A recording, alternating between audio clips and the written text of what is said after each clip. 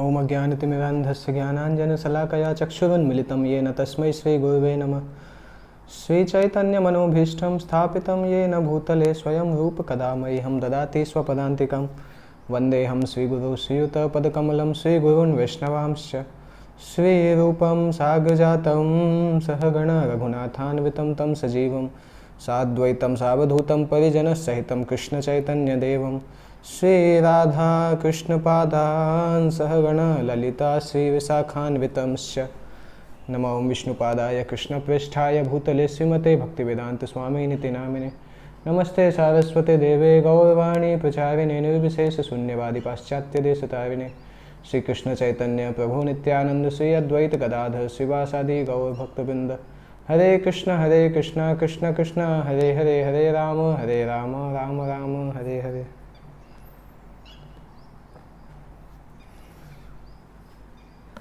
हरे कृष्ण। तो कल हमने भगवान राम और सीता माँ का विवाह हो चुका है और उसके बाद हमने डिस्कस किया था कि 12 साल की उम्र में दोनों का विवाह हुआ था और वापस लौटते समय राम ने परशुराम को फिर डिफीट किया और उसके बाद अगले 12 साल राम और सीता अयोध्या में रहते हैं।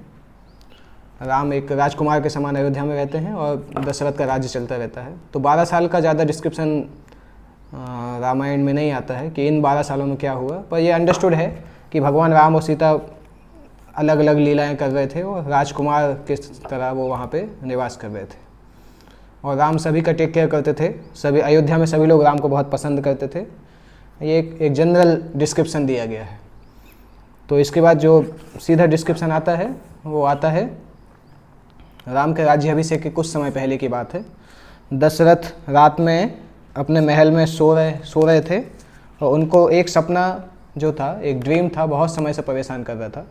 उस ड्रीम में दशरथ जैसे उनकी नींद आती थी ये ड्रीम आना उनको चालू हो जाता था। इनफैक्ट इस ड्रीम के कारण, इस सपने के कारण दशरथ की रात में नींद आना बंद हो गई थी। इतना ज़्यादा डरावना सपना था ये।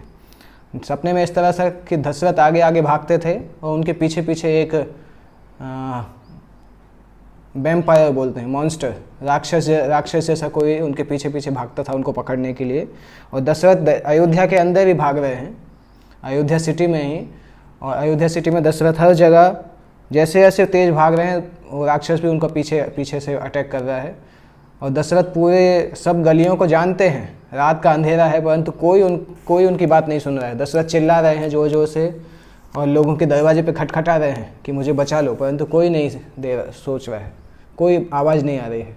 तो दशरथ सोच रहे थे कि यही वो सिटी है जहाँ का मैं राजा हूँ, परंतु ये एकदम सुनसान है, अभी कोई मुझे बचाने वाला नहीं है। और दशरथ एक्चुअली बहुत उस समय डरे हुए हैं।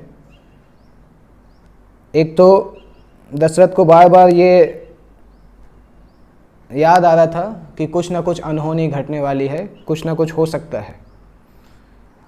तो और जागते हुए भी उनको ये डर लगता था और सपने में ये और ज़्यादा डर लगता था और राक्षस हमेशा उनको पकड़ने के लिए जाता रहता था। तो ऐसा हुआ कि एकाएक वो गली टर्न कर रहे थे और राक्षस ने पीछे से हाथ पकड़ लिया। और हाथ पकड़ लिया मतलब गेम ओवर। दशरथ ने बहुत कोशिश की उससे छुड़ाने की, परंतु जितना वो छुड़ाने की कोशिश करते थे उतना ज़्यादा वो टाइट हो जाता था। तो अभी दशरथ उसके साथ पकड़े गए थे और दशरथ जोर जोर से चिल्लाने की कोशिश कर रहे थे। उनके पूरे चेहरे पे पसीना आने लगा था। और जब दशरथ जोर से चिल्लाते हैं तो चूँकि वो अपने रूम में सो रहे रहते हैं, जोर से चिल्ला के उनका पैर थोड़ा खिसकाते हैं तो बगल में जो सामान रखा रहता है वो गिर जाता है और उनकी नींद खुल जाती है। और जब वो नींद खुलती है तो उनको समझ में आता है कि वो अभी अपने बिस्तर पे ही हैं, कोई उनको पकड़े हुए नहीं हैं। और सुनते ही साथ 10 सैनिक अंदर आ जाते हैं कि राजा को क्या हुआ। और राजा बहुत चिंतित अवस्था में रहते हैं। राजा सैनिकों को जब बाहर जाने के लिए बोलते हैं और तुरंत दशरथ ये वाला सपना किसको बता सकते थे। तुरंत दशरथ खड़े होकर रूम में ही चलना चालू कर देते हैं। अभी उनके लिए रेस्ट या नींद तो कोई ऑप्शन ही नहीं था उनके पास। और दशरथ देखने के लिए, शीशे में देखने के लिए जाते हैं कि उनके चेहरे पे कितना डरावनी बात आ गई है। इस तरह से देखते देखते दशरथ को लग रहा था कि इस तरीके के सपने बार बार आने का मतलब कोई बहुत डेंजरस चीज़ उनके भविष्य में आने वाली है। अभी तक तो सब कुछ ठीक चल रहा था, परंतु दशरथ अभी डर गए थे कि कुछ ऐसा होने वाला है जो कि उनके जीवन में पूरी तरह से उनके जीवन को विनाश कर देगा। और दशरथ ने शीशे में जब अपने आप को देख रहे थे, देखते देखते उन्होंने देखा कि उनके जो बाल हैं वो सफ़ेद होना चालू हो गए। अभी वो अपने राज कार्य में इतने ज़्यादा लगे हुए थे कि उन्होंने कभी इस चीज़ को महसूस नहीं किया कि वो ओल्ड एज की तरफ जा रहे हैं, वृद्धावस्था की तरफ जा रहे हैं। तो जब उन्होंने देखा कि उनके बाल सफ़ेद हो रहे हैं, सफ़ेद होना चालू हो गए, तो उनको लगा कि अभी उनका राज्य को छोड़ने का समय आ गया है। और उनको ऐसा ये भी महसूस हुआ कि इक्ष्वाकु वंश के राजाओं में सबसे ज़्यादा लंबा समय दशरथ ने ही राज्य किया है, सबसे ज़्यादा समय से वो राजा है। तो दशरथ को लगा कि अभी समय आ गया है कि मैं अपने राज्य काज को छोड़ के आध्यात्मिक वानप्रस्थ आश्रम की तरफ सोचूं। और जैसे ये विचार उनके मन में आता है तो तुरंत राम का चित्र, राम उनके सामने आ जाते हैं। राम उनके मन की आंखों में दिखाई देने लगते हैं। और राम को जैसे ही दशरथ याद करते हैं तो उनका जो डर है वो डर अपने आप धीमा होने लगता है। और दशरथ बिलीव करते हैं कि अभी वो दिन आ गया है कि राम, जो कि मेरे जीवन का सबसे ज़्यादा क्या बोल सकते हैं, सबसे बहुमूल्य खजाने हैं, अभी राम को ये राज्य हैंड ओवर कर देना चाहिए, जिससे जो कि इस राज्य के सबसे अच्छे अधिकारी हैं। इस प्रकार से दशरथ सोचते हैं, तुरंत उनकी चिंता दूर होना चालू हो जाती है। दशरथ हालांकि अभी अपने सभी पुत्रों को बहुत प्रेम करते थे, परंतु राम को सबसे ज़्यादा प्रेम करते थे। तो दशरथ अभी जैसे ये याद आता है तो फिर वो कमरे में चलना चालू कर देते हैं। अभी भी उनको नींद नहीं आ रही है और उनको सोने से डर भी लग रहा था कि सोएंगे तो फिर वो उनको सपना परेशान करेगा। तो अभी जस्ट वो वेट कर रहे हैं कि दूसरे दिन सुबह होगी और तुरंत वो अपने राज दरबार में जाएंगे और वहाँ पे लोगों को अनाउंस करेंगे राम के राज्याभिषेक के बारे में। तो जैसे ही सूरज उगता है और दशरथ तुरंत स्नान करने के लिए जाते हैं और उसके बाद वो जितना जल्दी हो सके उतना जल्दी करके वो राज्य दरबार में जाने का प्रयास करते हैं। और दशरथ अपने रॉयल एलिफेंट, उनका जो हाथी था, उस पर बैठ के जाते हैं और दोनों तरफ से नागरिक लाइन लगा के खड़े हुए हैं दशरथ को सम्मान करने के लिए। और दशरथ उसके ऊपर, एलिफेंट के ऊपर बैठ के जा रहे हैं। तो सभी लोग दशरथ की बहुत प्रशंसा कर रहे हैं, परंतु दशरथ अभी भी बार बार उनके मन में वो सपना आ रहा है, खतरनाक सपना। तो इससे पता चलता है कि सारे नागरिक दशरथ को अपना रक्षक समझते थे, परंतु दशरथ भी रक्षक की तलाश में थे, वो भी डरे हुए थे। तो हर प्रोटेक्टर को प्रोटेक्शन की ज़रूरत पड़ती है। अगर हर व्यक्ति सोचता है कि मुझे कोई प्रोटेक्शन की ज़रूरत नहीं, मैं सबसे ऊंचा हूँ, दैट मीन्स वो बहुत घमंड में है, वो व्यक्ति बहुत गलती कर रहा है। तो अगर कोई व्यक्ति हमेशा ये सोचता रहता है कि उसको भी संरक्षण की आवश्यकता है, सुरक्षा की आवश्यकता है, तो ये विचार उसको अपने आप में विनम्र बनाता है।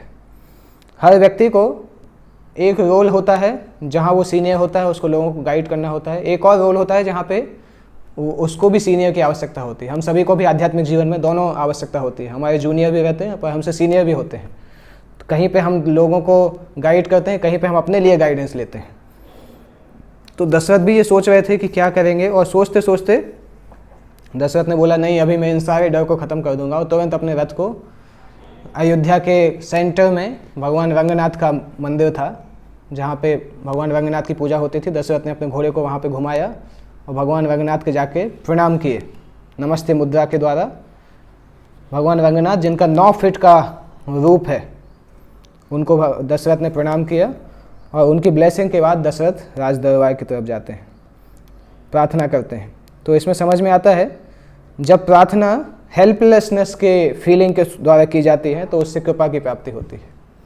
जैसे नरोत्तम दास ठाकुर भगवान से गाते हैं कि गौरांग करुणा करो दीनहीन जने, मोह सम पतित प्रभु नाही त्रिभुवने। वो बताते हैं कि हे गौरांग महाप्रभु, मुझे कृपा करिए, क्योंकि मेरे जैसे पतित तीनों संसारों में कोई नहीं है। तो जब हम भगवान से प्रार्थना करते हैं और अपने आप को हेल्पलेस समझते हैं, अनाथ समझते हैं, और भगवान से प्रार्थना करते हैं कि भगवान आप मुझे प्रोटेक्ट करिए, तब भगवान की कृपा हमें मिलना प्रारंभ होती है। और अगर हम सोचते हैं कि हम सब कुछ जानते हैं तो फिर भगवान की कृपा हमें नहीं मिलती है। तो इस प्रकार दशरथ असेंबली पहुंचते हैं और समय के पहले पहुंच जाते हैं दशरथ नॉर्मली, पर और पहुंचते ही साथ सीधे अपने सिंहासन की तरफ जाते हैं, सिंहासन पर जाके बैठते हैं। उस दिन दशरथ ने सभी को बुलाया था, बहुत सारे गेस्ट को, बहुत सारे सिटीजन्स को, ऋषि मुनियों को बुलाया था, सारे मिनिस्टर्स को बुलाया था। दशरथ के अंडर में जितने भी राज्य थे सभी के मिनिस्टर्स को और किंग्स को बुलाया था, और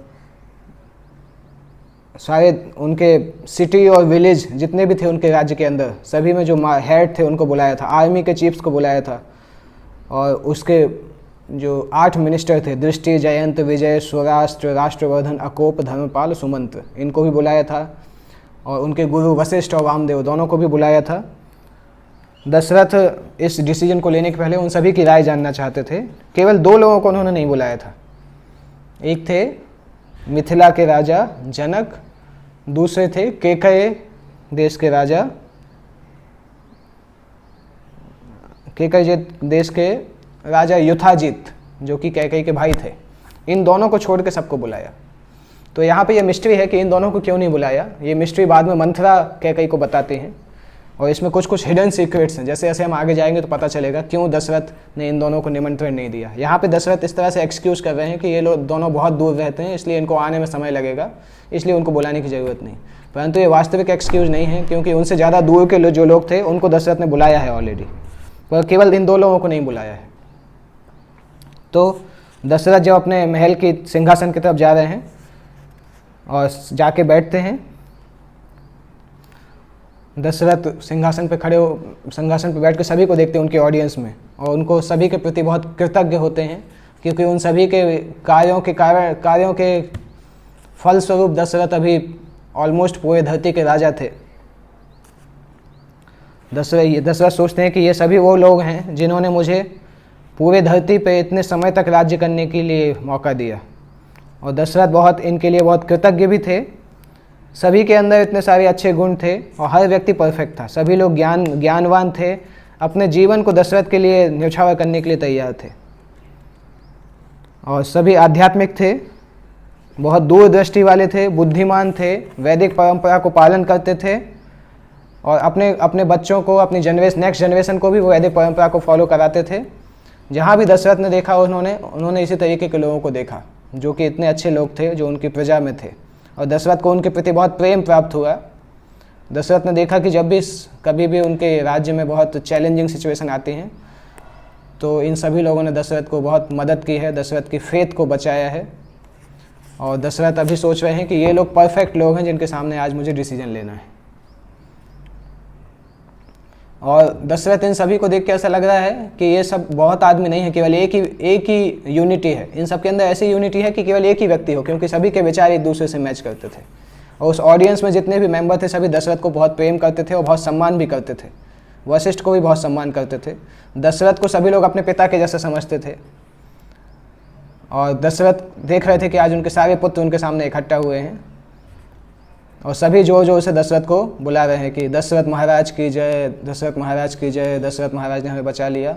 दशरथ ने ये नाम कई बार सुना है, अपने नाम की जय, परंतु आज जब वो सिंहासन पर बैठे हैं तो उनको ये नाम सुन के एक पुराना इतिहास याद आ जाता है।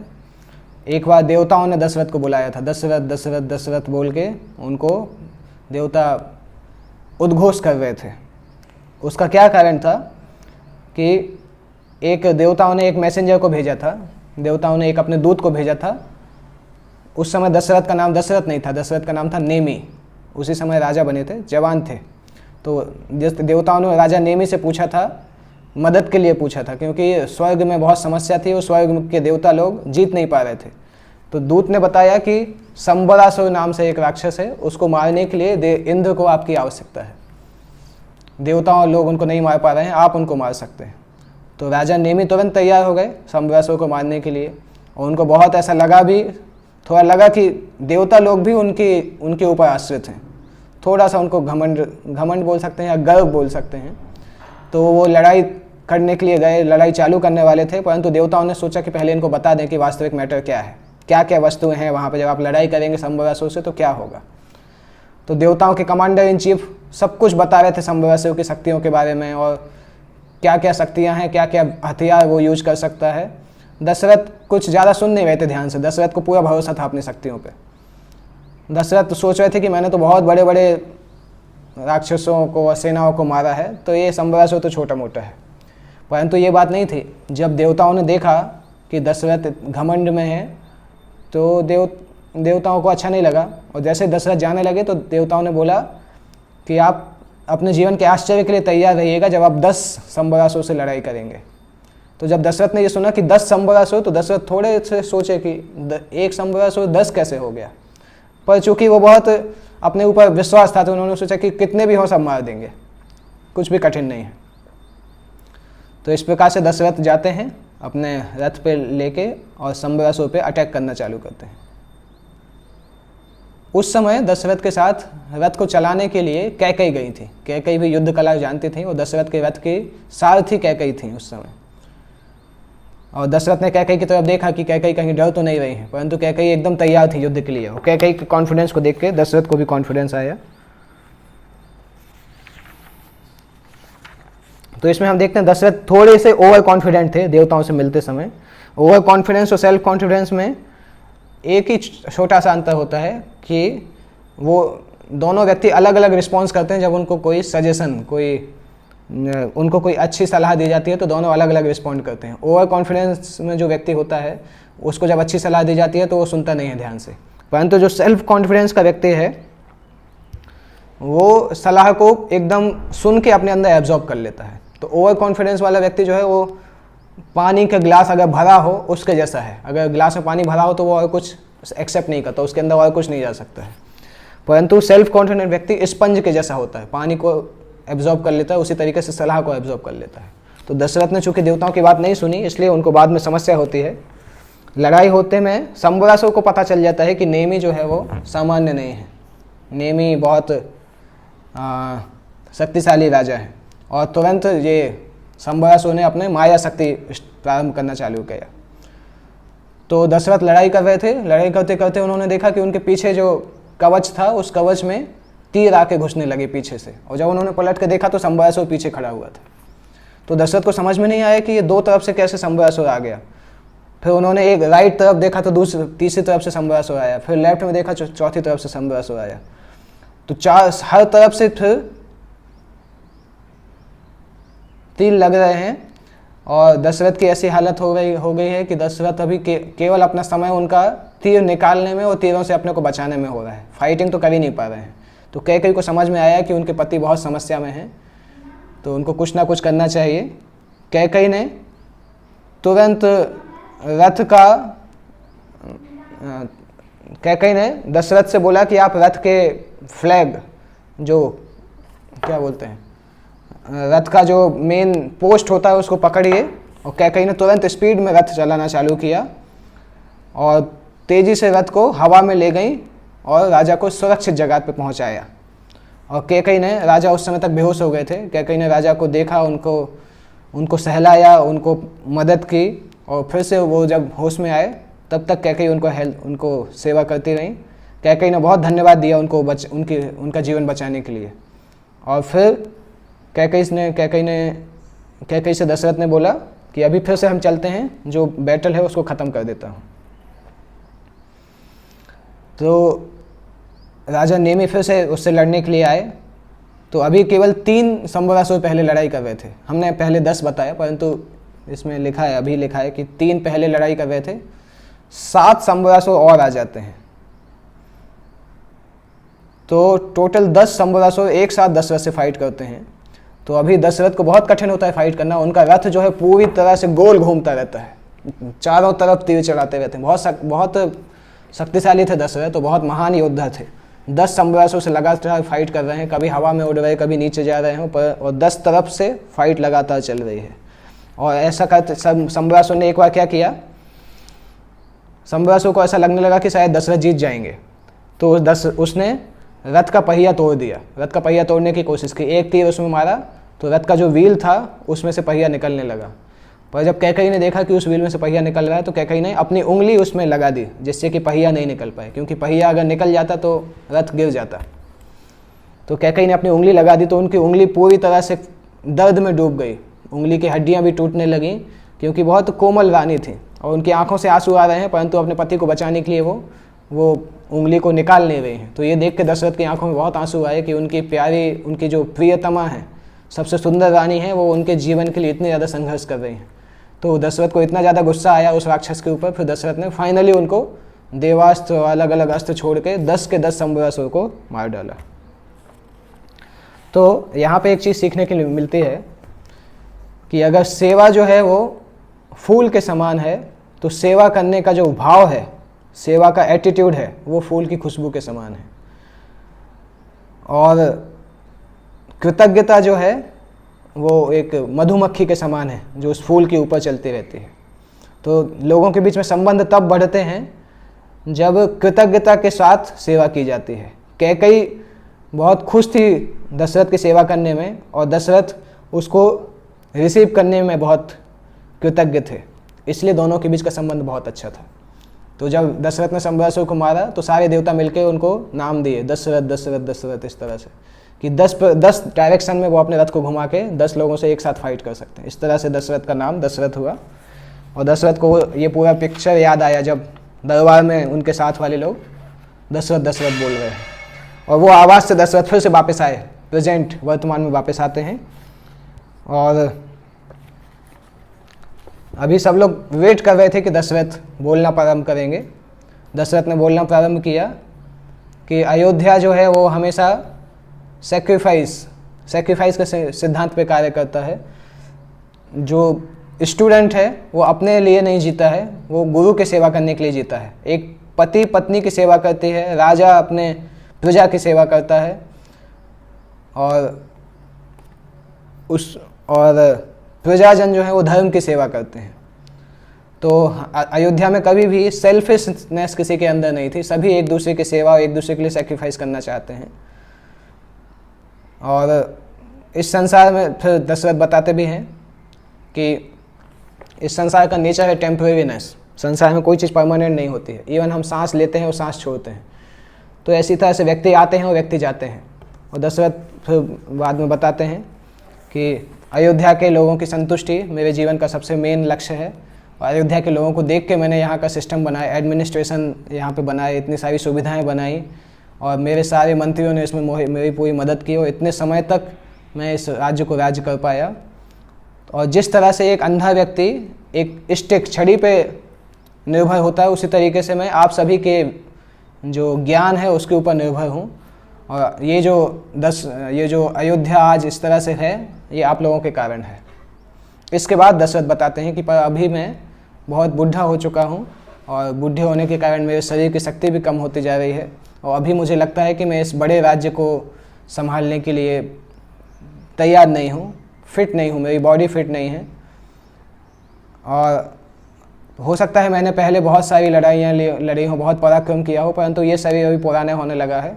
और समय के साथ साथ मैं सोच रहा हूँ कि मुझे अभी रिटायरमेंट लेना चाहिए, क्योंकि अगर कोई व्यक्ति वृद्ध होता है और तो वो उसकी प्रजा का जो उससे आशा है उस आशा को पूरा नहीं कर पाता है। तो अभी मैं रेस्ट करना चाहता हूँ और इस बर्डन को मैं हैंड ओवर करना चाहता हूँ। इस तरह से दशरथ बताते हैं कि मेरे मित्रों सुनिए, आपका राजा दशरथ अपना हृदय आपको बताना चाहता है। जब भी ऋतुओं के बदलने का समय आता है तो कोई इसको नहीं रोक सकता है। केवल मूर्ख व्यक्ति सोचेगा कि चीज़ों को बदला नहीं जा सकता है। इसलिए बदलाव के साथ कोऑपरेट करके जीना और नेचर के विज्ञान को समझना बुद्धिमत्ता कहलाती है। जिस तरीके से मेरे इक्ष्वाकु वंश के पुराने राजाओं ने इसको राज्य किया इतने अच्छे से, उसी तरीके से मैंने भी उनको फॉलो करते हुए आप सभी की सेवा की है। और जैसे उन लोगों ने समय आने पे इस राज्य को अपने उत्तराधिकारी को दे दिया, इसी तरह से मैं भी अभी इस राज्य को राम को देना चाहता हूँ। मेरा नाम दशरथ इसलिए था क्योंकि मैं 10 दिशाओं में जा सकता था, और राजा का नाम महाराज भी होता है क्योंकि महाराज एक नाम होता है सन्यासी का भी है। तो सन्यासी का नाम महाराज इसलिए होता है क्योंकि उसने अंदर के 6 दैत्यों को ख़त्म किया है। पर मैं देखता हूँ कि मुझे भी महाराज बोला जाता है, परंतु मैंने अभी तक अपने अंदर के 6 दैत्यों को ख़त्म नहीं किया है। तो इसलिए अभी मैं अपने अंदर के 6 जो राक्षस हैं उनको मैं ख़त्म करना चाहता हूँ और राम को राज्य देना चाहता हूँ। ये 6 राक्षस कौन कौन से हैं? 6 अनर्थ जो हैं, काम अनर्थ, काम क्रोध लोभ मोह मद मत्सर्य। काम को किस प्रकार से कंट्रोल कर सकते हैं? काम को इंद्रिय नियंत्रण के द्वारा कंट्रोल कर सकते हैं। क्रोध को इसमें एक्चुअली सभी का है, अलग अलग डिस्क्रिप्शन है कि घमंड को विनम्रता के द्वारा ख़त्म कर सकते हैं, भ्रम को वास्तविक वस्तुओं को जान के ख़त्म कर सकते हैं, ईर्ष्या को ख़त्म करने का एक ही तरीका है कि उसको ईर्ष्या जैसे ही खराब विचार आना चालू होते हैं उसको ख़त्म करना होगा, इस प्रकार से बताया जाता है। और दशरथ ने अभी इतना बोलने के बाद सभी की तरफ देख रहे हैं, हर व्यक्ति की तरफ देख रहे हैं कि उनके बोलने का इफ़ेक्ट क्या हो रहा है। वो दशरथ सोच रहे थे कि ये लोग क्या बोलेंगे, क्या पता स्वीकार करेंगे कि नहीं करेंगे, ये सब वो सोच रहे हैं। और दशरथ बताते हैं कि राम ऑलरेडी सीता से विवाहित हो चुके हैं, अभी मैं चाहता हूँ कि राम को इस धरती से भी विवाह करा दूँ। और मैंने ऐसा डिसीजन किया है, परंतु मैं आपके भी विश्वास को देखना चाहता हूँ, क्योंकि अगर आप लोगों का डिसीजन होगा तभी मैं इस कार्य को करूँगा। मुझसे ज़्यादा महत्वपूर्ण है आप लोगों का डिसीजन। इसलिए मेरे मित्रों, आप इस तरह से करिए कि आप मुझे अपना ओपिनियन बताइए जिससे हम डिसीजन तक पहुँच सकें। ऐसा बोलने के बाद दशरथ रुक जाते हैं।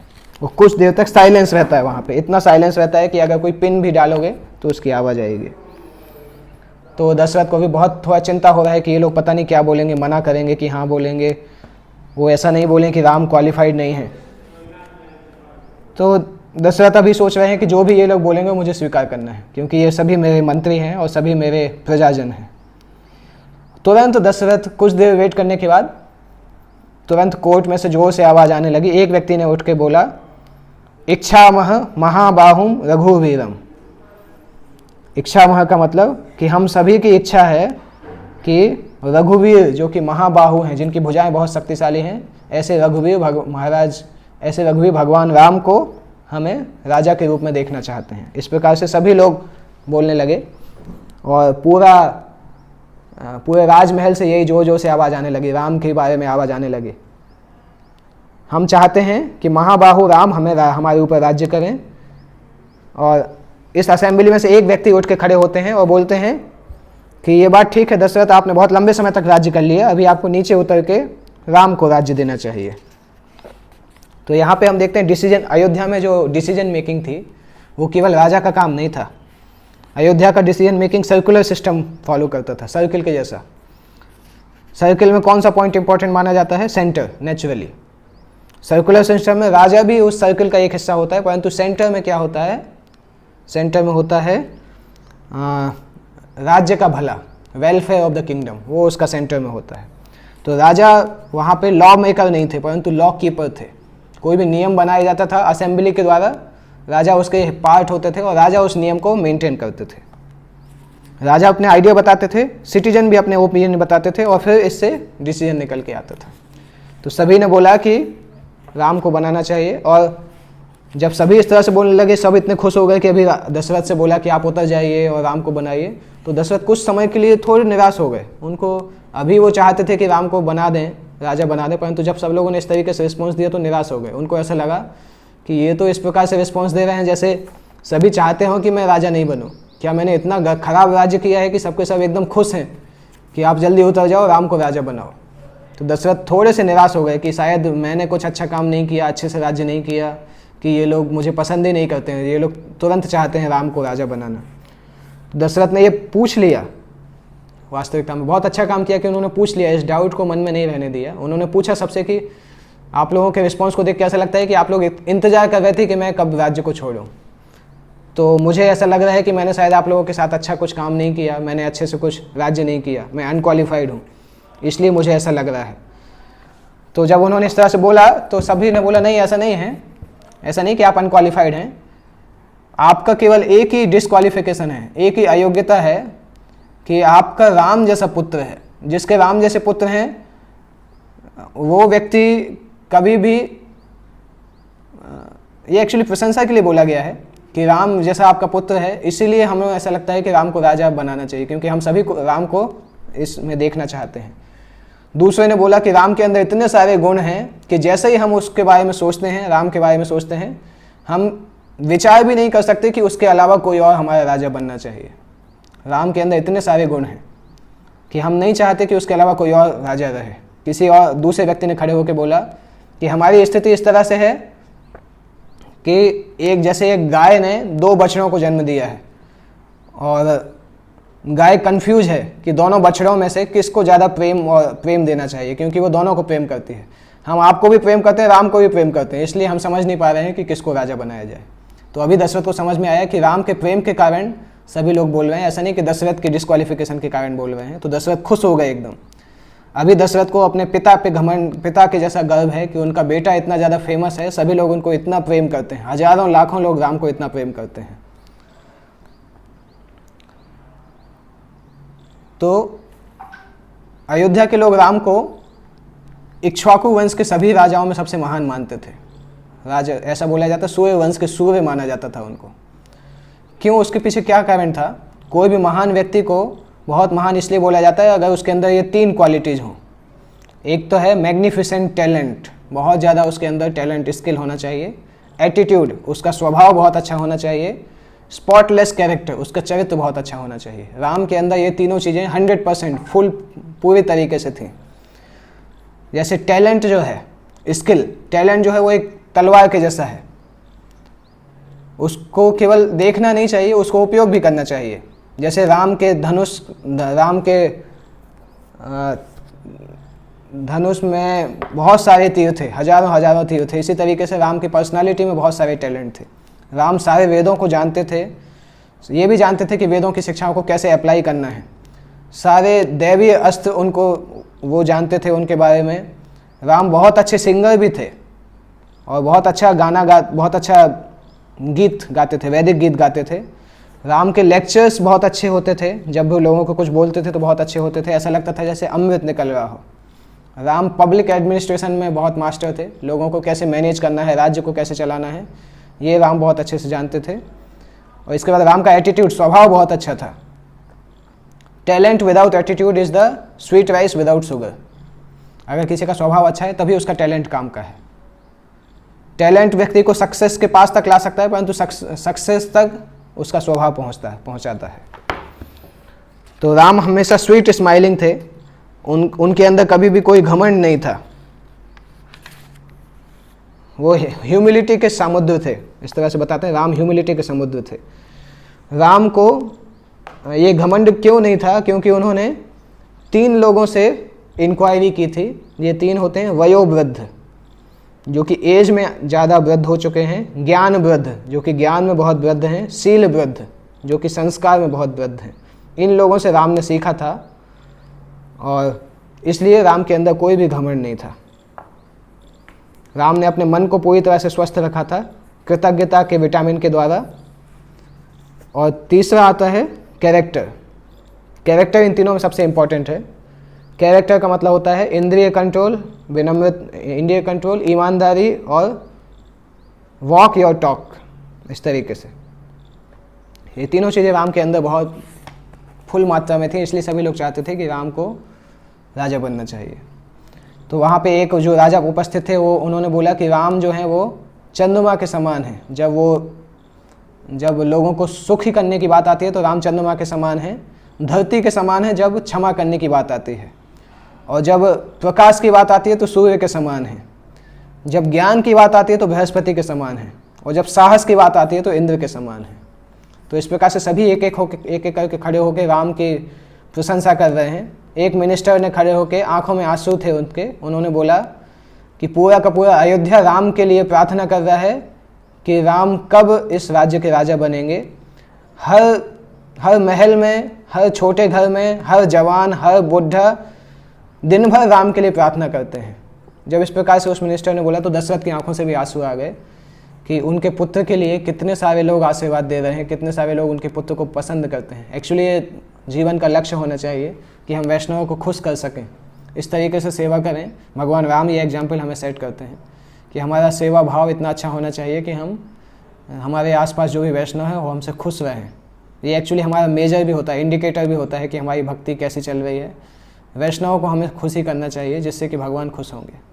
वैष्णव को जब हम खुश करते हैं तो गुरु खुश होते हैं, गुरु खुश होते हैं तो भगवान खुश होते हैं। इसलिए आसपास के वैष्णव के साथ हमारा कैसा संबंध है, उनकी हम किस प्रकार से सेवा कर रहे हैं, इससे बहुत फर्क पड़ता है। ये सारी प्रशंसा दशरथ ने जब सुनी, दशरथ की आंखों से आंसू आ गए, उनका हृदय में बहुत खुशी हुई। उसके बाद लास्ट में दशरथ के गुरु जो हैं वशिष्ठ, वो तैयार हुए, खड़े होकर बोलते हैं, दशरथ आप एकदम विश्वास रहिए कि राम को जो राज्य देने का आपका जो आदेश है और आपका जो विचार है वो सभी को स्वीकार्य है और सभी इसको चाहते हैं। हम सभी देखना चाहते हैं कि राम जो है वो वाइट अम्ब्रेला, सफ़ेद छाता, जो कि इक्ष्वाकु वंश का रॉयल छाता था, उसके नीचे राम रहें और अयोध्या की गलियों में राम राजा के वेश में जाएं। इस प्रकार से हम अयोध्या के सिंह को अयोध्या पे राज करना देखना चाहते हैं। वशिष्ठ ने जब इस तरह से बोला तो दशरथ को बहुत खुशी हुई और दशरथ अमाउंट को कैलकुलेट कर रहे वो कितने खुश हैं। तो उन्होंने जब कैलकुलेट किया तो उनको लगा कि अभी उनको जितनी खुशी मिल रही है वो उससे डबल है जब उन्होंने राम को जन्म की खबर सुनी थी, उससे डबल खुशी अभी मिल रही है। और ये जो खुशी है ये इससे ट्रिपल है जब उन्होंने राम के विवाह की खबर सुनी थी, और 4 गुना है जब राम उन्होंने सुनी थी राम ने भगवान शिव का धनुष तोड़ा है, और 5 गुना है जब उन्होंने राम ने परशुराम को हराया था। दैट मीन्स ये खुशी दशरथ के जीवन की सबसे बड़ी खुशी थी, राम का राजा बनना। दशरथ एकदम खुश हो गए। अभी उनके मन ने उनको परेशान करना छोड़ दिया, क्योंकि उन्होंने अपनी जो जिम्मेदारी थी वो राम को ऊपर दे दी। और दशरथ ऐसा बोल के सुमंत के साथ निकल गए।